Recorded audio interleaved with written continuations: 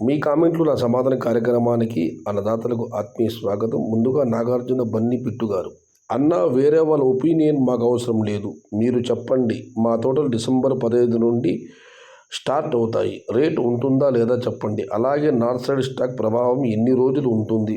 మాకు సంక్రాంతి వరకు రేట్స్ ఉంటే చాలు, మీ ఒపీనియన్ చెప్పండి చాలు. అన్నా, నేను సంక్రాంతి వరకు మంచి ధరలు ఉంటాయని ఇదివరకు నేను చెప్పడం జరిగింది. నేను రామకృష్ణ గారు చెప్పినట్లు మధ్యలో వేగ నియంత్రణలు, స్పీడ్ బ్రేకర్లు ఉంటాయి. ఇప్పుడు చూస్తే రేపటి కూడా ఈ దిత్వా తుఫాను ప్రభావం ఉంది. స్టాకులు కూడా భారీగా రావని అన్నదాతలు అభిప్రాయం వ్యక్తం చేస్తూ అనంతపురం కూడా దిగుబడి తగ్గవచ్చు. సంక్రాంతి ధరలు ఉంటాయని అది ఎంతవరకు, ఏ మేరకు, ఎలా అని మాత్రం చెప్పలేను, కానీ మంచి ధరలు ఉండే అవకాశం ఉంది. ఆ పైన దైవేచ్ఛ. డిసెంబర్ 15 తర్వాత మెసేజ్ పెట్టు రామకృష్ణ అన్న, యశ్వంత్ రాయ్ గారు. ఇక మధుసూదన్ గారు, ఎవరు ఎన్ని చెప్పినా అనంతపురం ఏరియాలో టమోటా లేదు, రోజు రోజుకి తగ్గుతుంది కానీ పెరగదు. లాస్ట్ ఇయర్తో పోలిస్తే ఇప్పుడు 90% తక్కువనే ప్లాంటేషన్. అనంతపురం సమాచారం ఇచ్చినందుకు ధన్యవాదాలు మధుసూదన్ గారు. ఎక్కడ అనంతనేని రమేష్ గారి, ఎక్కడ ఇదో కొత్త ట్రెండ్, డిసెంబర్ జనవరి బంపర్ లాటరీ. గతంలో అనంతరం రమేష్ గారు పదే కామెంట్లు పెట్టారు, అయినా ధరలు పెరగవు అంతే అని. బట్ ఎవరు ఊహించలేము, ఇప్పుడు ధరలు పెరిగాయి. అనంతరం రమేష్ గారు కామెంట్ ఉందన్న చివరిలో జయ గారు వెయిట్ చేయండి. ఇక మల్లికార్జు గారు, రామకృష్ణ అన్న 6వ తారీఖు మొదటి cutting Madanapalle market, best of luck.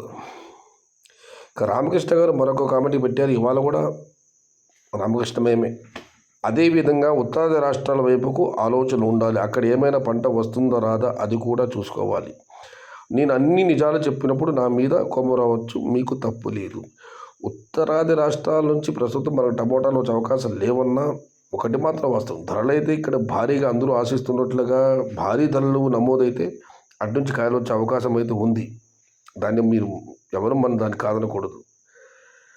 ఇక రామకృష్ణ గారి మరొక కామెంట్, రామకృష్ణ మరొక కామెంట్ పెట్టారు, అన్న రైతన్నలు ఇప్పుడు తెలుసుకోవాల్సింది, అక్టోబర్ నవంబర్ నెలలో ఏ గ్రామ పంచాయతీకి వెళ్ళినా 100 ఎకరాల ప్లాంటేషన్ చేశారు.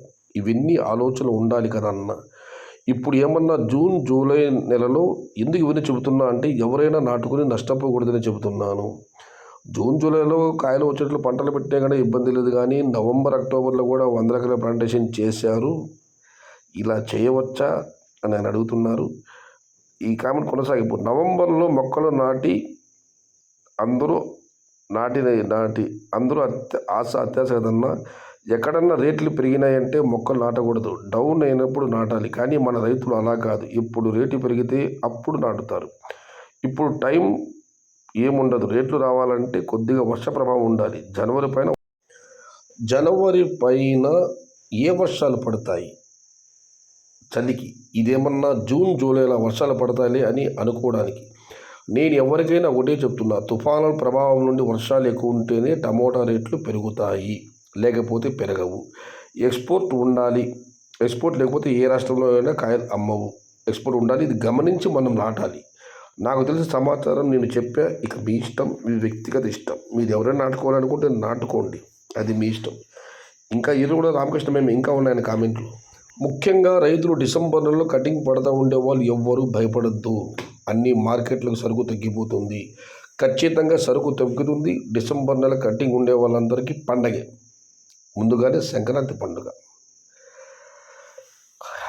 ఇంకా రామకృష్ణ గారి, నేను 15 రోజుల తర్వాత మొక్కలు నాటుకోండి అని ఎందుకు అన్నానంటే, 5 లేదా 10వ తారీఖుల్లో అనంతపురం మార్కెట్ 1,50,000 పైన సరుకు వస్తుంది, ఇది ఖచ్చితంగా.